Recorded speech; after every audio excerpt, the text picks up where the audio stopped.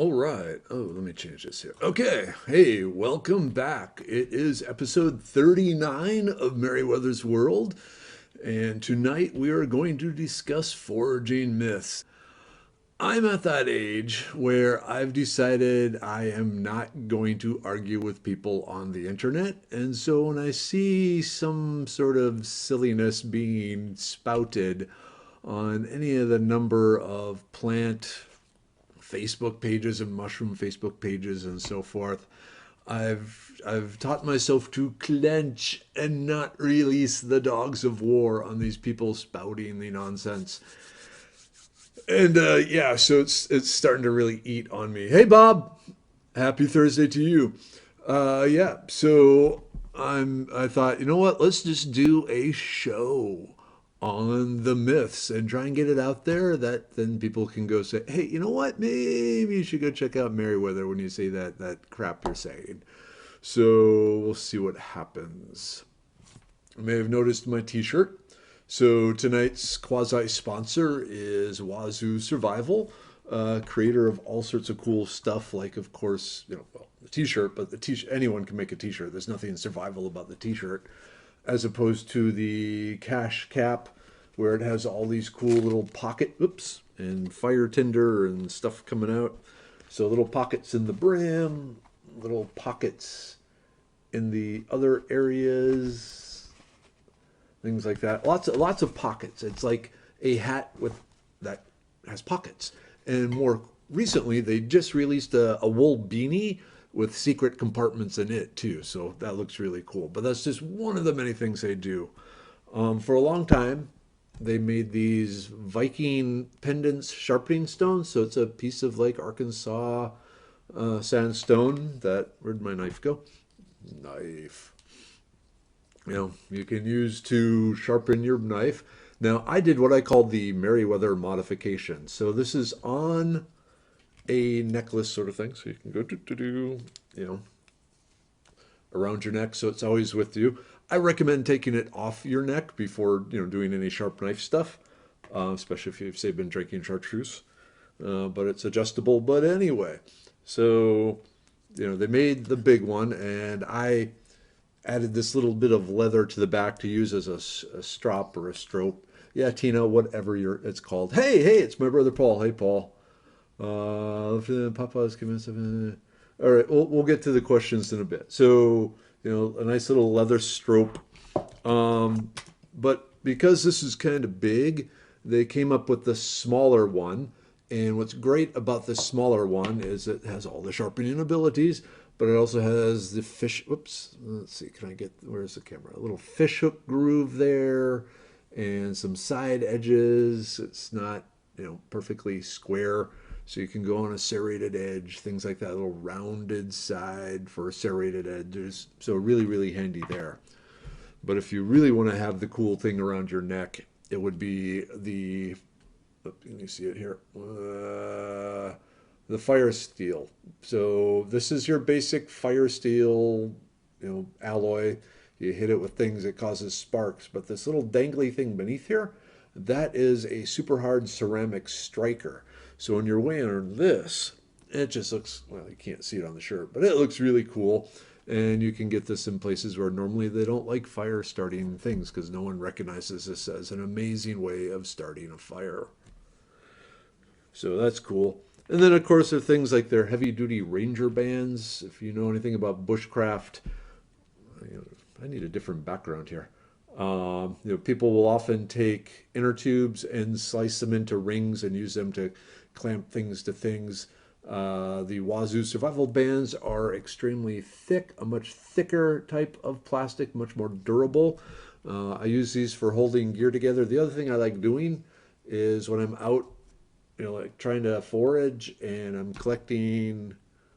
I need to switch that around. Okay. So I can now put my knife on a stick for getting those fruit and those mushrooms way up high. But they have tons of stuff. So let me just throw a link up there of all the sponsors. So yeah, so if you follow the Foraging bandana link that I hope I just put up there. Ta-da! I just put up there. Okay, so the foraging bandana is also something created with the Wazoo Survival. And I just want to say the reason I'm pulling all this stuff out is because if you follow the link to the foraging bandana that I just put up there and buy any of this other stuff, I get 20%. They pay me they probably the best commission of anyone. And as you know, I'm still unemployed, so that really helps, especially as we enter the holiday season and my kids have no gifts and like pine cones with googly eyes glued to them just doesn't cut it anymore. Yeah. So okay, so let's jump to the questions here. Carrie, I just left UT Live and pawpaws came up. Someone asked about where they grow. Any states that pawpaws don't grow in. If you go to the Foraging Texas website, www.foragingtexas.com, and then scroll down the left-hand, left-hand side, down to pawpaws, click on that link and scroll down some to the bottom of the pictures after you see multiple pictures of the pawpaw trees and flowers and bark and leaves and fruit cut in half and all that. There are maps. There is a Texas map that shows all the counties it's found in Texas, and there is a North American map where it shows all the states in which the pawpaws have been found and Canadian provinces. So that's the best way of finding your pawpaw answers. Okay, Tina, yeah, it's not Latin, it's no excuse. Hey, Chris, good to see you. All right. Yep. So Chris is saying, Opinel, best pocket folder is Dangerous Scary Sharpie. Yes, it is. Just a word. I don't get any money from Opinel, but they have this neat little locking blade. So you rotate it, and now the blade can't shut. And then you rotate it again, and now it can, making sure to keep your fingers out of the way. This particular one is a stainless steel. It's called the gardener's knife. I love the shape of the handle and the blade. But it's not carbon steel, and I wish they made this with the carbon steel blade because scary sharp, you go carbon steel. Or you go to the Wazoo Survival Mini Knife, and what this is a super sharp ceramic blade. This thing will cut the hairs off hair. It's amazing. Kind of brittle if you go sideways, but for slicing, there is nothing sharp. This gets down to an atomic level of sharpness. It's amazing. So there's that. But I actually have a list of topics, of different myths I want to go over. But feel free, I had to adjust the chair here. Feel free to jump in and ask questions, and I'll do what I can do. I need some water. So a salesperson got me this caffeine coffee mug, and she got it on clearance because the molecule was wrong. Okay. Anyway, so myths and wrong misinformation from foraging. There's a number of things that I just have to, like I said, I just hold it in and don't open fire. Not so much open fire, but just because I know if I say anything, either it will be ignored or whatever. So that's why we're here tonight. I'm just going to get it all out of my system, and I can be back to being a happy, cheerful type unemployed person. Okay. Hey, Clayton. Okay, so myth number 1. I see this on a number of mushroom identified sites. I'm not going to name names, but both mushroom and foraging sites. A new person will join the group and say, hey, where can I go forage mushrooms? Or hey, where can I go forage plants? And a number of people will pipe up and say, hey, go to any park and you can do it there. Or, just, open up Google Earth and look for any green areas, any, thing like that. And you can just go in and take all you want. Oh, criminy people, no. No. Especially in the state of Texas. If you are a longtime fan, you will remember, I'm going to post the link here. I actually did a whole episode of Merriwether's World on foraging laws. So it boils down to this. For plants, the public land that you can forage on is going to be roadsides. So the basically from the pavement or the gravel shoulder down through the ditch and to the high point or the fence on the opposite, or away from the road. So you got road, you got ditch, and you got fence. Pantomime. So that area, that roadside, is one public land.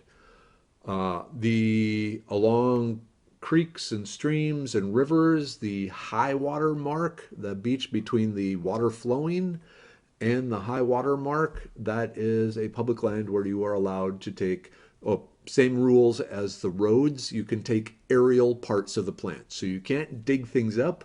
You can just take anything that's above the ground and take it from there. So roadsides, and then the public right of ways on navigable rivers and streams. So from the water up to the high point, where usually there's a very distinct line that shows the high point of the river.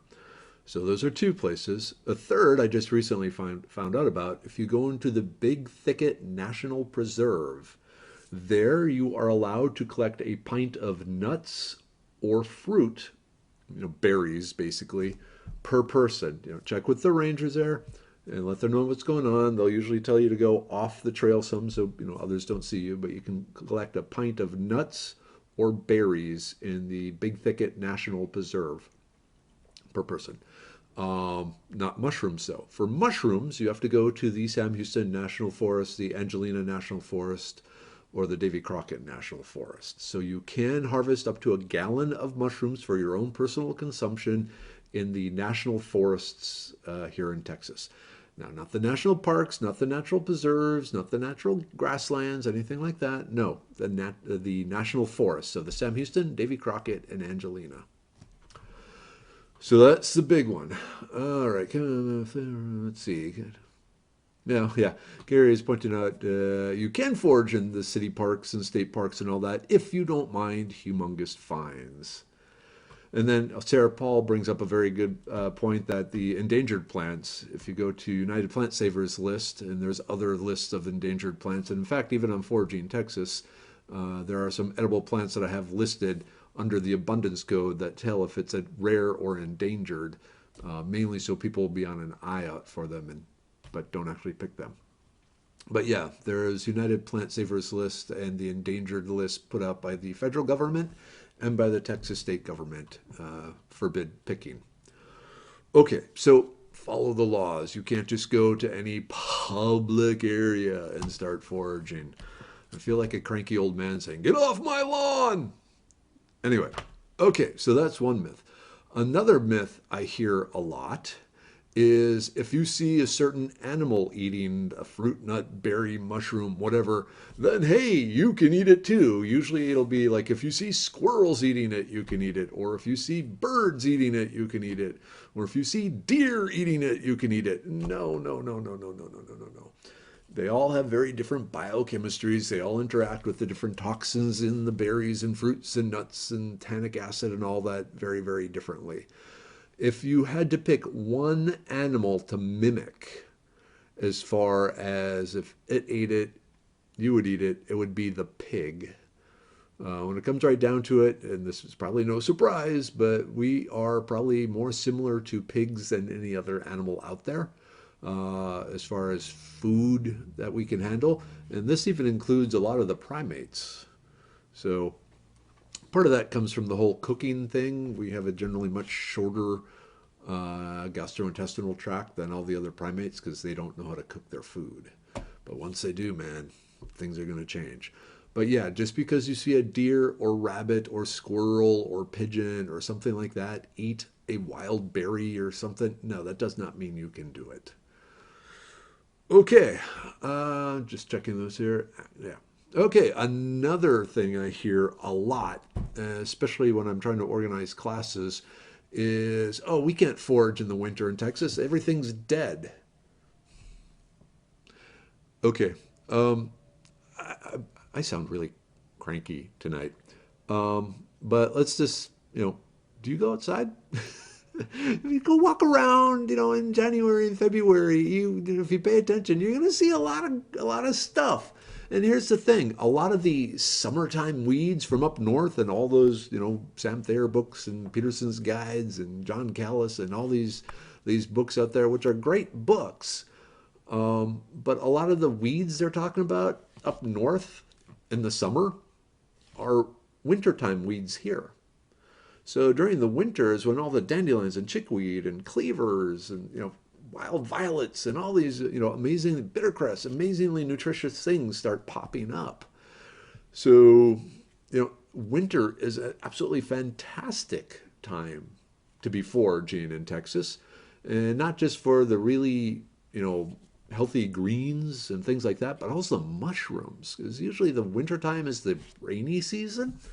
And so, except for maybe way out in the most West Texas, they got a lot of mushrooms going on here. Maybe up in the Panhandle where they got some snow, but after it melts away, all the dead wood is going to be soaked, and you'll get all the really good mushrooms. There's only a few summertime mushrooms. Basically reishi and turkey tail are the main ones. But all the wonderful edible ones, they start showing up in late fall, going on through the spring, when we got the cold weather here. So, yeah, the winter time is an awesome time to be out foraging in Texas. Hey, Jay, good to see you, man. Oh, Matt Brass, yes, black walnuts, persimmons, pecans, a lot of the nuts are still around now. The persimmons, and actually, persimmons is on the list because people spread rumors and myths about persimmons. But yeah, people eat blue cheese. Okay. Oh, okay. Yep. Finally here. Thanks, AT. Okay. Hey, Deanna. I guess you're complaining about AT&T for your server here. Glad you could make it. Okay. I need some water. Okay. So we covered laws, we covered animals, we covered winter not being a good time. Winter is an excellent time. And it's not so hot either. There's not mosquitoes. It's really my favorite time of year to be out there foraging.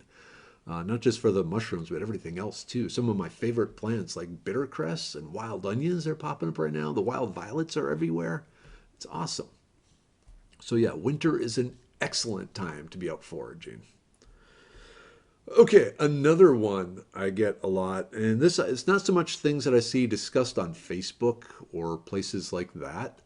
But a lot of times I'll get an email from someone saying, hey, I hate society. I'm just going to run off and live in the woods. And what book should I bring with me to, survive out there in the deep woods away from everyone? And usually my answer is either The Lord of the Rings or the Bible, because both of those will take you about the right amount of time to read as it will take you to starve to death. Here's the thing. Okay, I just want to scroll this down here for a second. Oops. So here's the thing. The number of wild edible plants out in the deep woods is actually fairly limited. You'll get some mushrooms, you'll get some berries, a few nuts, but in the end, let's talk about plants and their role in the ecosystem. You might have heard the saying, nature abhors a vacuum. See, I pronounced that word right, Tina. But nature hates a vacuum. And so it fills it with stuff. If there's a bare piece of soil, there's going to be some plant there within a few weeks. Now, I tell people when you're looking at plants or thinking about plants, think of each plant is an organ in some giant creature.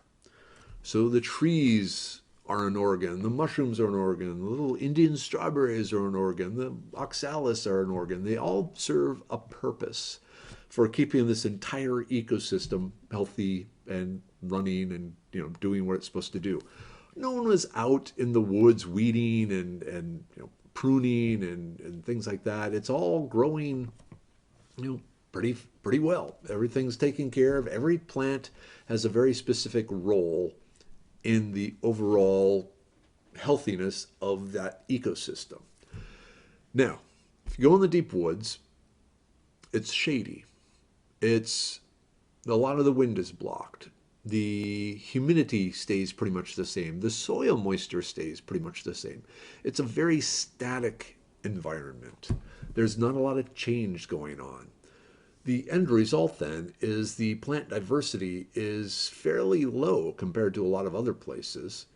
And because it just doesn't need a huge amount of plants to constantly be doing stuff because the ecosystem isn't changing. Like I said, it's a very static thing. The key things, the amount of sunlight and the amount of moisture present, stay fairly the same. The leaf litter and all that works as a giant sponge to hold any water that lands in there. So, it keeps it dry. Or, sorry, it keeps everything, at a fairly constant moisture. Now, yeah, if you're having some severe drought or really extreme weather conditions, then there are some changes. Excuse me. But for the most part, very, very static. So where are things not static? The best place to go foraging is at borderlands, where woods meets field, where field meets water, where water cuts through woods, because these are the areas where things are constantly changing. They're an open area and a shady area, so the amount of sunlight is changing all day long, and with the seasons, from day to day and week to week, the amount of sunlight is changing. The wind, the temperature, the humidity, the rain, the water present, all these things are constantly changing in those areas because different things are blocking it or releasing it or approving of it. If you go just out in the middle of a prairie where it's nothing but sunlight for miles and miles and miles, the plant diversity drops down again because out in the open prairie, again, there's a less need for a bunch of different plants to fulfill all the organs of that living ecosystem. But at the borderland, it's constantly changing, and the weather and the conditions that are good for one set of plants 1 week will change enough in the following week that a new set of plants will thrive. So, long story short, relatively speaking, in such a dynamically changing system, you will have a greater plant diversity. A lot more plants there because you need more plants to fulfill all those roles that the plants need to fulfill in the ecosystem. So where you have more or a greater plant diversity, you're going to have a greater number of edible plants. I tell people, if you really want to just run off and live off the land, go find a bridge on the edge of town and live under that. That's probably the best place to go. Live under the bridge, get your troll costume on, something like that. But live under the bridge. The plant diversity will be high. There'll be fish. There'll be other things. There'll be all sorts of resources, empty cans and bottles to use for things. So really, don't run off into the woods. Go live under a bridge is where you need to be. Okay, let's see what we got. Squirrels are a problem. Hey, Ricardo, good to see you. Yep. Oh, Bob, I agree with Bob on eating more squirrels. Squirrels are the enemy. Really, I mean, of all of God's creations, squirrels. He had to make squirrels. All right, that's weird how my face goes one side up. That's so going sideways here. That half the face thing, it's due from the concussion that I had from the bike crash back in 2014. Damaged some nerves on one side of my face. So I'm kind of like I got the Rambo thing going on there. Okay, yeah. So yeah, Sylvester Stallone, he had a nerve damage on the side of his face too. So that's why he had that snarl. Cool. Okay, so Deep Woods. Wow, oh wow, it's already half done here. Hey, Christine. Okay, next up, poison ivy. Let's talk about poison ivy. So I'll even post a link to poison ivy. And why I am talking about poison ivy is I will get people say, oh, I'm immune to poison ivy. It doesn't affect me. Well, here's the thing. It may not be affecting you now, but every time you touch poison ivy, you are rolling the dice and, getting that chance where it now will affect you. So poison ivy, from a chemical point of view, is amazing. It's really, really cool.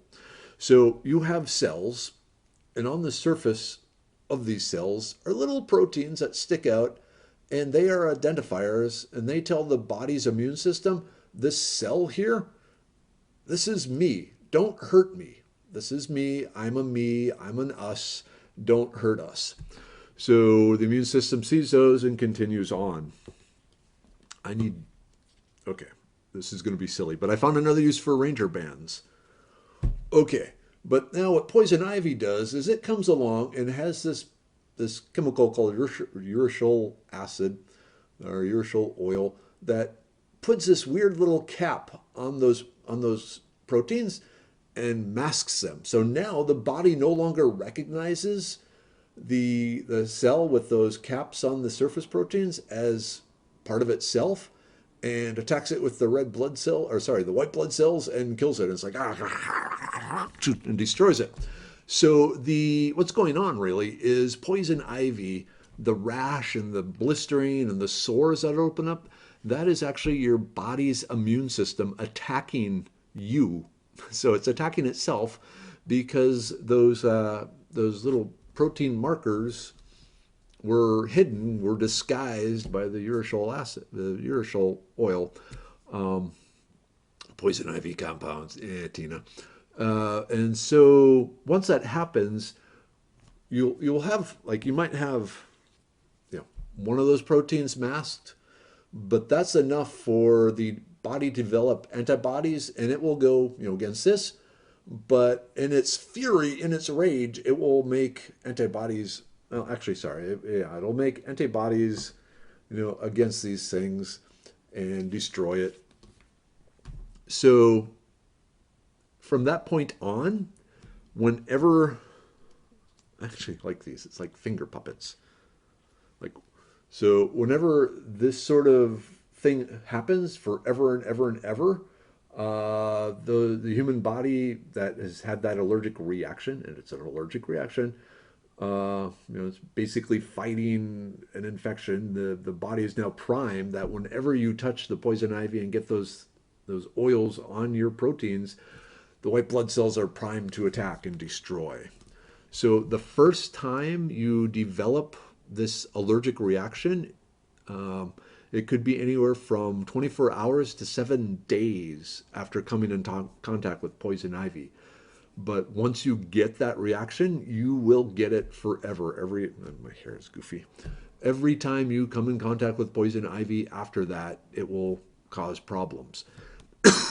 Excuse me.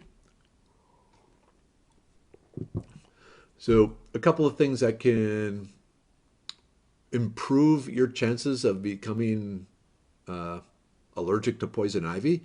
One, if you already have a small infection that your body is fighting, so it's sending the scouts out to go look for bad proteins. And so if you have like a cold or a little bit of a sniffle or something like that, or even hay fever, and you come in contact with the poison ivy, your body is already primed to attack stuff. So it may go and say, hey, that is bad stuff. I must kill it, and it will kill it. So there's that. So if you're sick, don't go playing with poison ivy. But like I said, the main thing is if you are immune to poison ivy now, that does not mean that immunity will last your life. It just means you've been lucky so far. Because most people in the end, they'll become sensitized to poison ivy. So just something to keep in mind. All right. Kevin, poison ivy only affects me if I get it in a cut. Well, Kevin, you have incredibly tough, thick skin, so it probably just can't get through. Let's see. Okay. Goats are immune to poison ivy. Yeah, but then the goats get the oils on them, and then you touch the goats. Yeah, that's not so bad. Oh, a night of sleet. Yeek. Okay. So yeah, so laws, go watch the video. Animals, there's no animal that you can, watch and say, ooh, it ate that strange unknown berry, so I too can eat that strange unknown berry. Winter is a great time to forage. Poison ivy, just because it hasn't messed you up in the past, doesn't mean it won't mess you up in the future. And now another plant one, persimmons, Virginia persimmons. The wonderful, wonderful fruit that if you get it when it's not ripe will turn your face inside out because of its tartness. But I constantly see people, online and in classes and stuff saying, hey, you got to wait until the first frost before you can eat a persimmon. No, that has nothing to do with the sweetness factor and all that. It's all an interior plant clock and plant enzymes doing its thing, regardless of the temperature.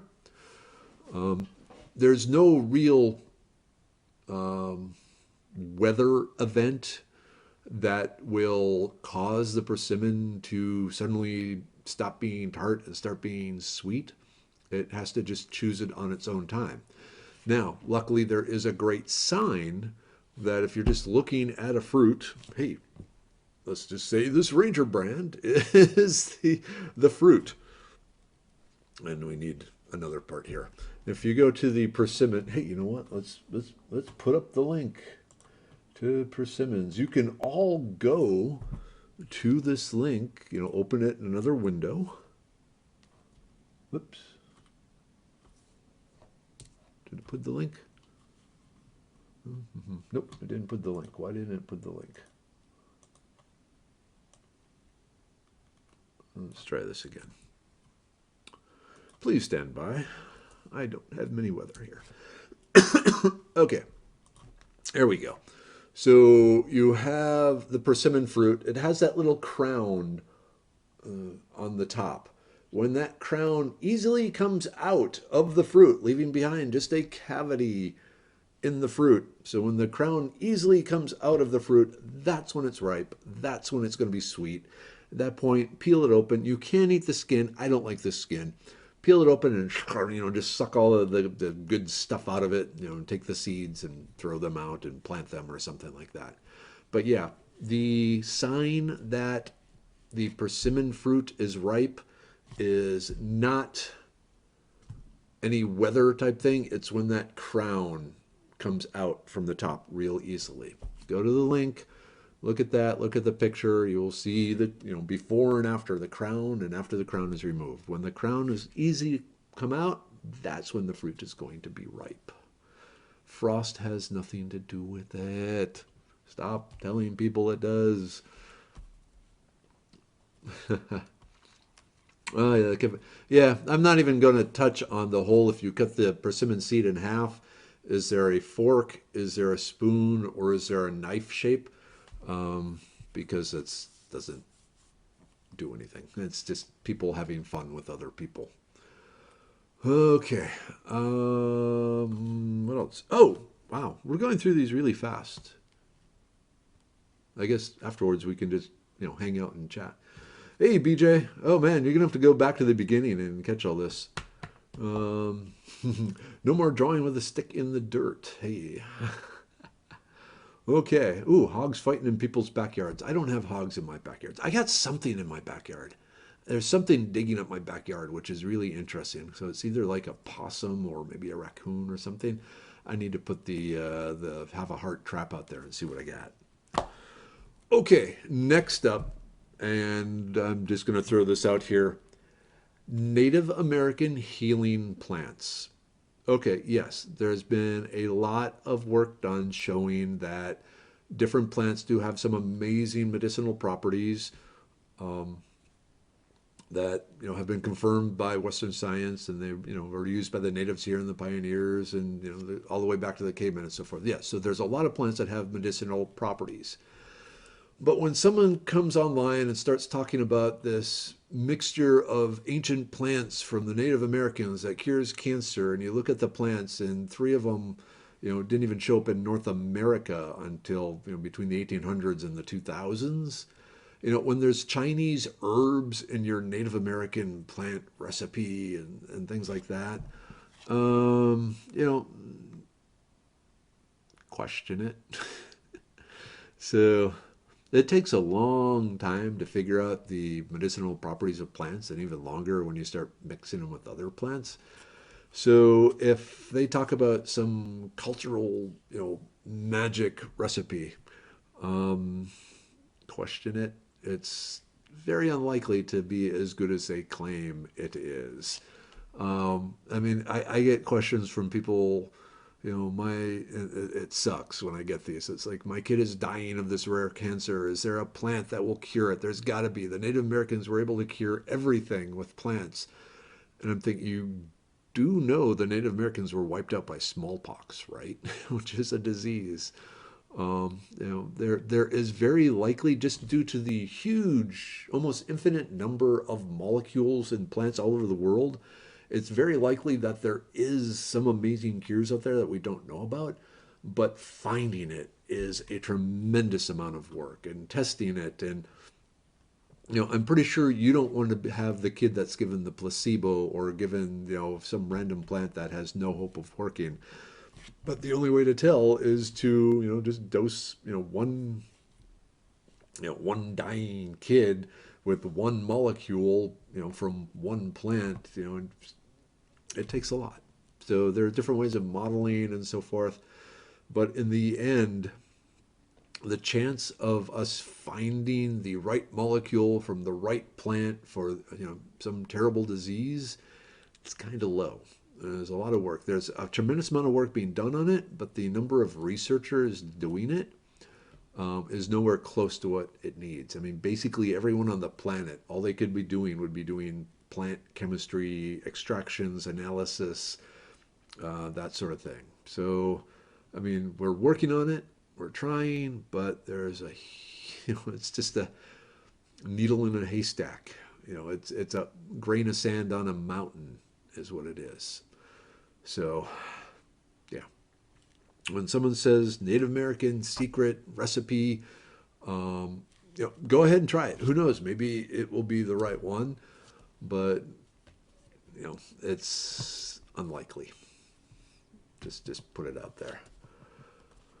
Oh, okay, BJ Upchurch. Oh, great question. Okay, sassafras root. Sassafras roots contain a chemical safrole, which way back in like the 50s or so, a researcher started feeding a whole bunch of it to rats, and some of the rats developed tumors, and he said, look, this is cancer causing. It will cause liver cancer, I believe is the thing. It was one of those cases. Oh, and because he had this experiment, and they, the government, being in their infinite wisdom and kindness, decided, thou shall not have sassafras root. It is bad for you. So that was a cool voice. Anyway, and so it was banned, and so it was kind of funny. So all the soft drink manufacturers and all this had to put a whole bunch of research into coming up with things that tasted like root beer but weren't from the root beer plant, weren't the safrole. So the end result is all the root beer and root beer flavors and all this is this huge mishmash of chemicals, synthetic chemicals and so forth. My opinion is that work was, I think he set out to prove a point. And here's one of the things about rats. Rats are really prone to cancer. If you get 100 rats and just feed them all the same Purina rat chow and kale and fresh tomatoes, a bunch of them are still going to develop tumors all over their bodies in different parts. So if you want to prove something causes cancer, you feed a bunch of it to a rat, and then you say, hey, look, cancer, ha, it's bad. So that being said, I love sassafras root tea. Thank you, Uncommon Bees. He's not here tonight. When I go up to his property out in East Texas, they have tons of sassafras that I can dig up. So I get, half a year's worth of sassafras root. Now, drinking it in moderation. My biggest fear now is someone's going to say, aha, Merriwether said it's safe. I'm going to go drink it and drink, gallons of it. And for some unrelated reason, come down with cancer and go, oh my God, I have cancer. Merriwether lied to me. I will sue him because he must be rich. And no, I'm unemployed. I have no money. I just have me. So yeah, moderation in all things. You're not going to eat a pound of salt. You're not going to eat 5 pounds of kale. You're not going to eat 5 pounds of broccoli in a day. Eating, any of that can lead to problems. So yeah, sassafras root, moderation, 2-3 cups a day. It has some real good detoxifying effects. And by detoxifying, mainly it is a diuretic. And so you pee more, and by peeing more, you're flushing more of the stuff out of your body. It doesn't hang around as long. Okay, Brooke Carter, left field here. I've always questioned about pokeberry. I've always been under the impression that it was poisonous and not at all usable. But I've recently watched a gal named Meg on Instagram using, okay, pokeweed. You know what? Brooke, you haven't been to Foraging, Texas, the website. Let me just bring up pokeweed and give you the link. Pokeweed. Da-da-da. Okay, so pokeweed, I tell people pokeweed is the puffer fish of the wild edible plant world. If you know about puffer fish and sushi, if you prepare puffer fish absolutely perfectly, it's wonderful. If you screw up while you're cutting it and leave some of the tissue that you're not supposed to leave, it is very poisonous. Just a little bit of the puffer fish bad flesh will cause like your lips to start tingling and your fingers to go numb and your heart to do funky things. But if you get too much of that, you die. Pretty much the same thing going on with pokeweed.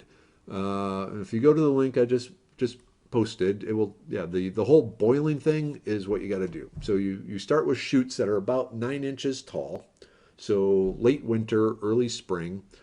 You take those shoots, take the leaves, you boil them, you put them in cold water, bring it to a boil it 3 or 4 minutes, dump out the water, put in some fresh cold water, bring it to a boil, 3 5 minutes, pour it out, put the leaves in some more fresh cold water, bring it to a boil, 3 or 4 minutes, pour it out.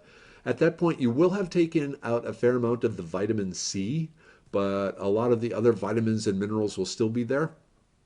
And at that point, you cook it up like mustard greens or collard greens. So some bacon grease and some garlic, butter, mushrooms, whatever. Well, just bacon, really. Stir it up and cook it like it's absolutely fantastic. It's absolutely my favorite cooked greens. You'd think after boiling it and all that, it would just be mush, but it's not. It's actually a fairly, good, strong plant. It holds together. It doesn't turn to mush. And the taste after you've done all that is absolutely fantastic. The berries themselves, the juice is consumable, but the seeds are very, very poisonous. So you don't want to eat the seeds or the plant when it's more than 9 inches tall. Basically, if you see any red starting to appear in the stem, that's when it's really, really, really bad.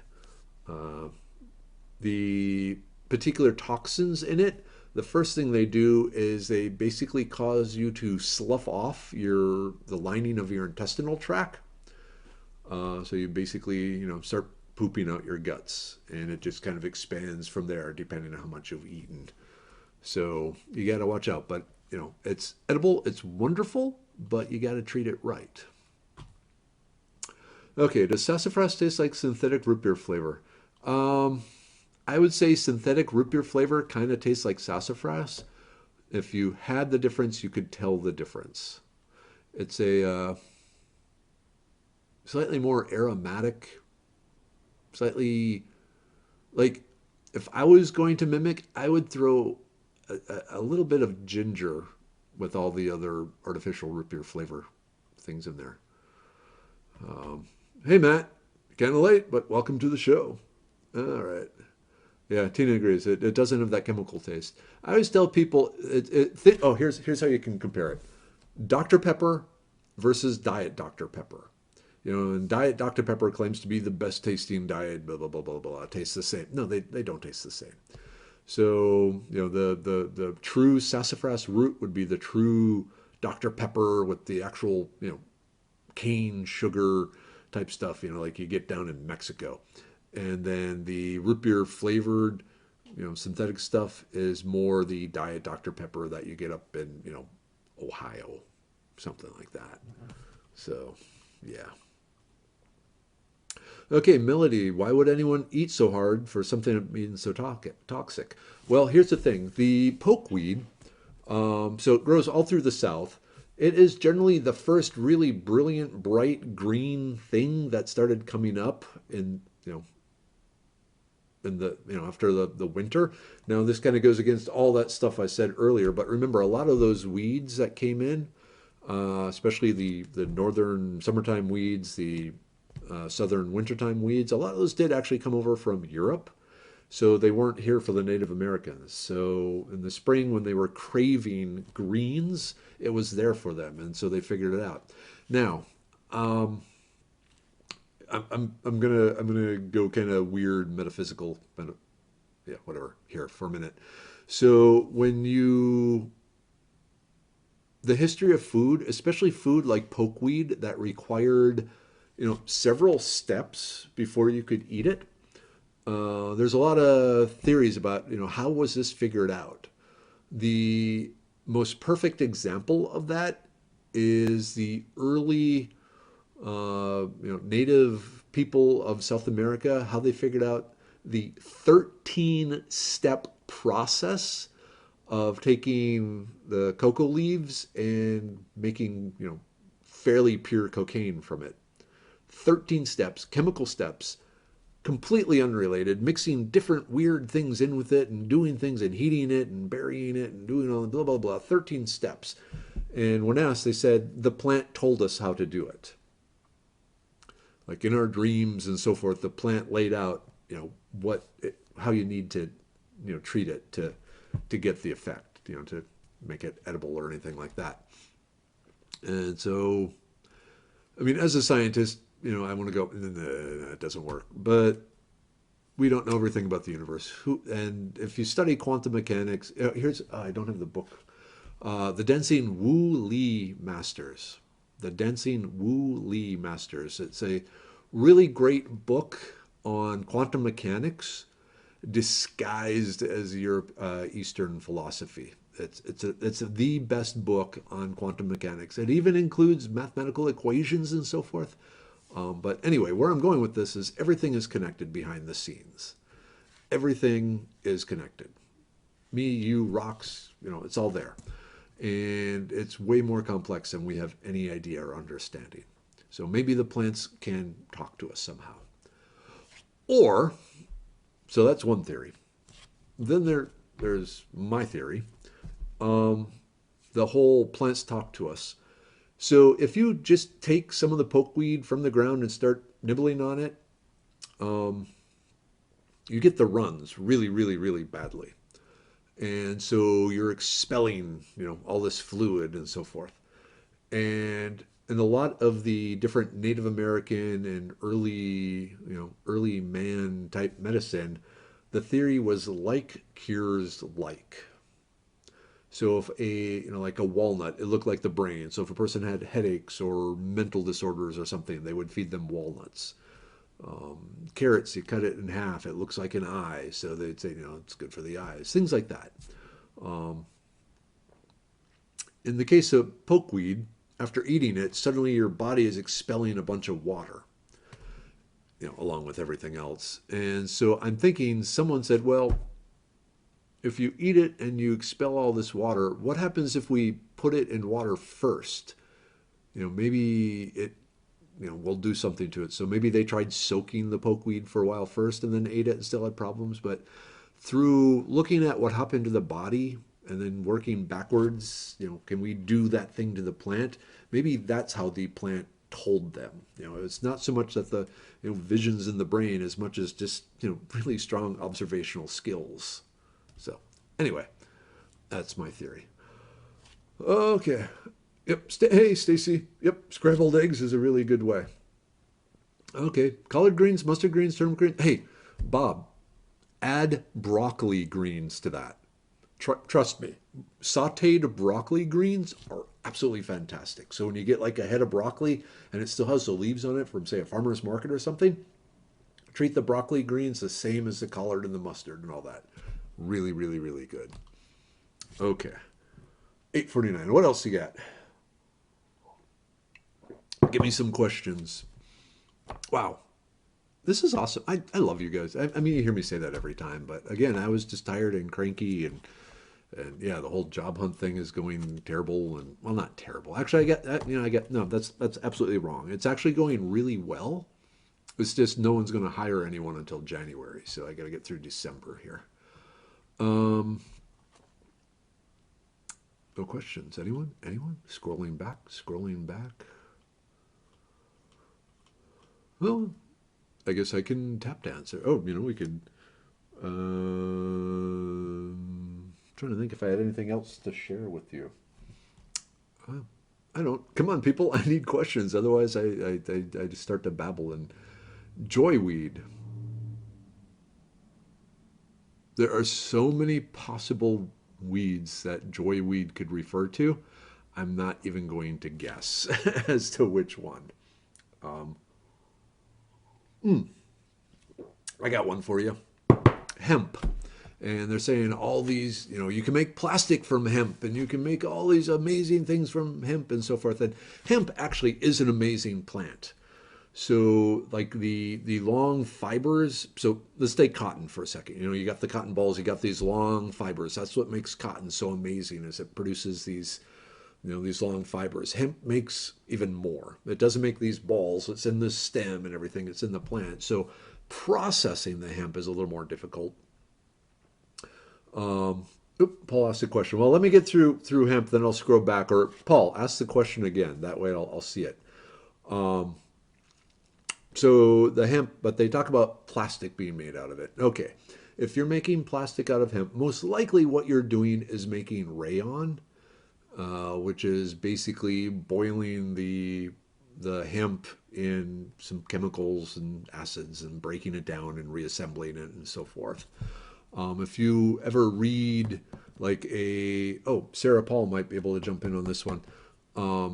The bamboo yarn, it's just bamboo that's been crushed up and gone through the chemical process to make rayon, but they used bamboo as the base material rather than cotton. Um, where I'm going with this is, yeah, you can make certain plastics out of hemp, but you can't make all the diverse plastics we use in this technological society. All right. You have 10 minutes still. Okay. Okay. Paul Vorderbruggen asks, myth or fact, younger brothers are cooler than middle brothers. Oh, that is such a myth. Myth, myth, myth, myth. Younger brothers are amazing in their own way, but they're not as cool as middle child. I mean, science proves that 100% that the best uncle is the middle child uncle. The best father is the father that was the middle child. The best person to hang out with in a bar is a middle child. Um, so there's that. Kevin Russ, any plants that we can. So it's science, Paul. I'm a scientist. You know this. You didn't even have to ask. Okay. Any plants that can be used for water purifications? I'm assuming, Kevin, you're referring to the moringa uh, coating on sand that I posted. I'll just tell people go back on the Facebook page here earlier this week. I put something in there. So that's one thing. But another thing that can be used for water purification, Kevin, are pine branches. So remember wood. It is, mostly dead except for the outer cambium layer where the xylem and the phloem is. The rest of it, it's the old dead cambium layers with the xylem and the phloem in it. So, the wood is filled with little tunnels that go from, one end to the other. And a researcher was thinking about it and looking at water filters and pore sizes. The way a water filter works is you have pores. Hey, I know what we can use. Ranger bands. Let's see here. This is hard. Okay, so you have these pores through the wood, and the pores are too big for the bacteria to get through. But the little water droplets can. So the water droplets can get through those pores because that's what they're doing. I mean, the xylem and the phloem, they were transporting water and dissolved minerals and chemicals and so forth. But even the biggest molecule is, super tiny compared to your average bacteria. Long story short, the researcher said, hey, you know what? On the pine tree, the xylem and the phloem here, that's about the same size as the pores I'm making on these filters. What happens if I just stick, hose clamp a hose onto a branch and force water through it? And he had to do it under fairly high pressure because there's, a lot of restrictions there, size-wise. But the water coming out was purified of bacteria. Pretty cool. So there's that. Okay, Wade Phillips, is CBD oil good for any things claimed? That still needs to be determined by science. There's a lot of anecdotal evidence and so forth, but there's a lot of claims being made that haven't been tested. Kenneth, perfect timing, Kenneth. We're talking about CBD oil and isolate. There's a number of things, like certain pain relief and so forth. Yeah, it actually works on that.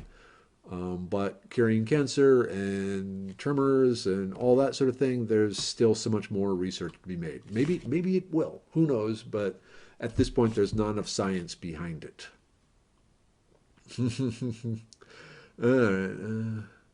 Sometime would you talk about the plants and and Bastrop's Lost Pines for us? That could be an interesting talk. And I haven't been out to Bastrop's Lost Pines in a while, so I could see a two bird, one stone sort of thing here and there. Yeah, okay, Carrie, I heard an interesting discussion on hemp. Hemp is extremely invasive, so you can go all over. Yeah, Tina, oh, you know what? I need to put my grapevine water thing up, but grapevines, especially in the spring, are another great source of water. Hey, Julie.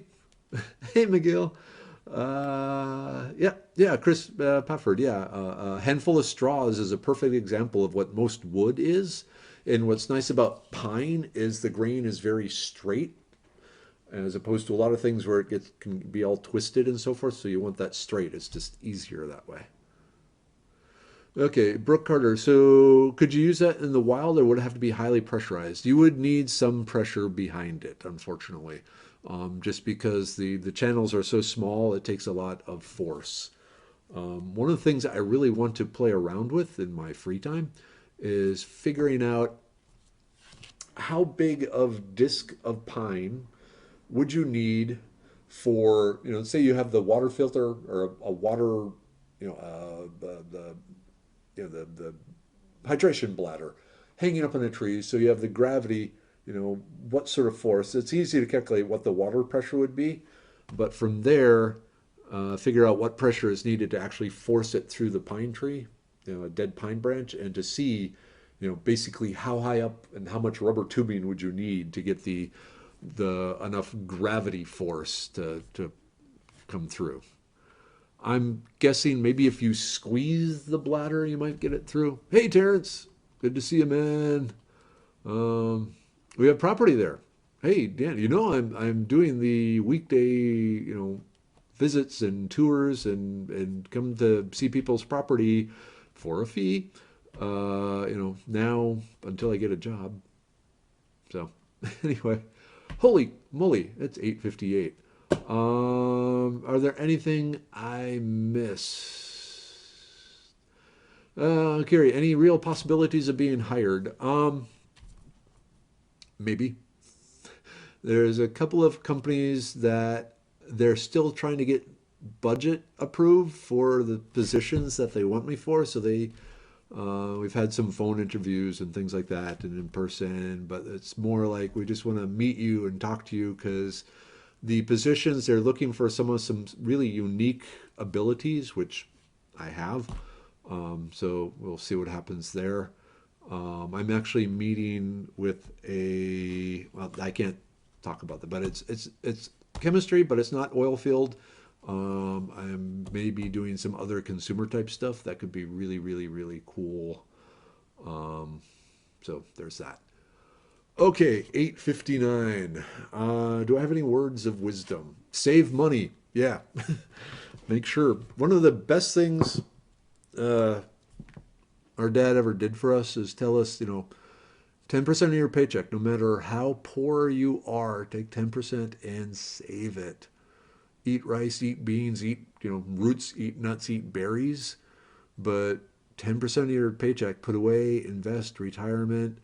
Because as bad as things are now, they can always get worse.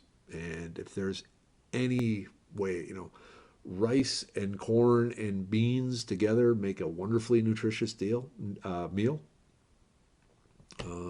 So, as long as you have some sort of roof over your head, you should be saving some money. 10%. at the least. So even now, that's what we're doing. Oh, we got a red light. Okay, it is 9 o'clock. Thank you all. This is awesome. I really enjoyed it. So I am going to go through and answer your questions and stuff like that. But for now, good night, and I will see you later.